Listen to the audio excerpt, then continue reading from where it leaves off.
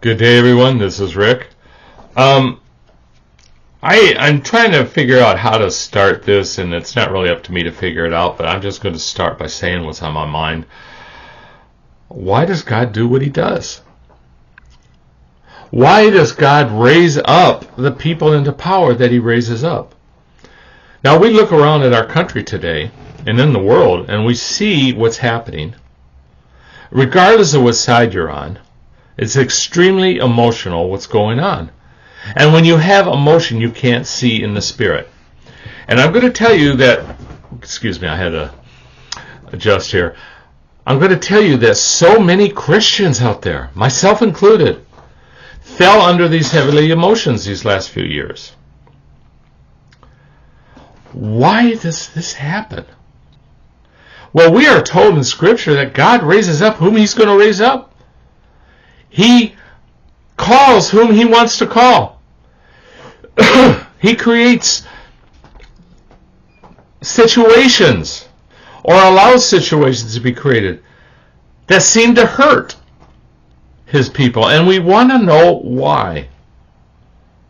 Well, to be honest, we don't know the reasons why. We're only part of his creation. We're not privy to his knowledge. But we do know that it is all for his glory. It is all for his. He rose Pharaoh up. Does that mean he hated the Jewish people, that he wanted to keep them in bondage and death for 400 years?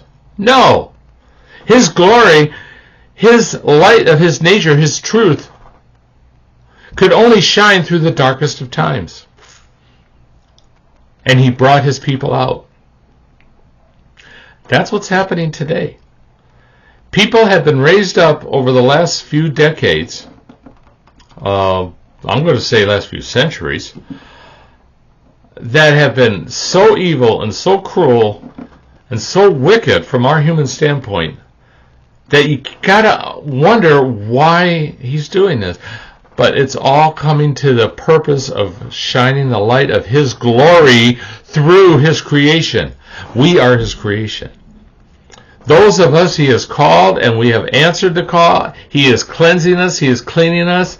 Just like cleaning the lens of a flashlight, the light shines brighter and further on a darkened world.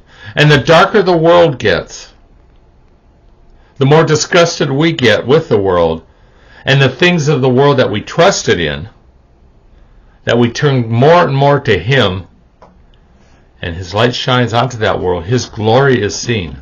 In the end, when Christ returns, the darkest recesses of the world, the people who have lived in the darkest recesses, will fall to their knees in praise of God, of his righteous justice, as he sadly casts them into hell.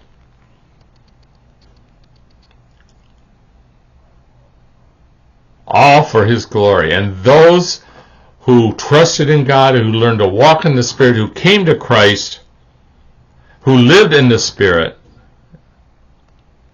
those of us who allowed ourselves to be cleansed, who allowed ourselves to be punished, chastised, who allowed ourselves to suffer whatever indignity we suffered, and we do it in joy and peace and calmness of heart, we reap the benefits of his grace.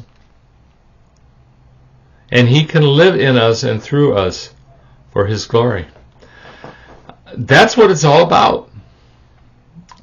Now, many may not like this, and I pray many of my Christian brothers and sisters stop following the world, stop following this patriot movement. Yes, we hope it achieves what it says it's going to be achieved, but it's going to be because of God, not because of the leaders of the movement.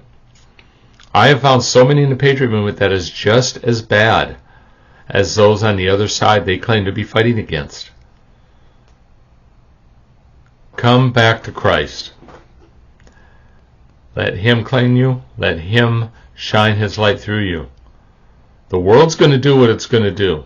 All those he raised up, for good and for bad, are going to do what he has set them to do. But their individual walk with him is between them and him. Just because they do something that you like doesn't mean they're good people. Till next time, God bless.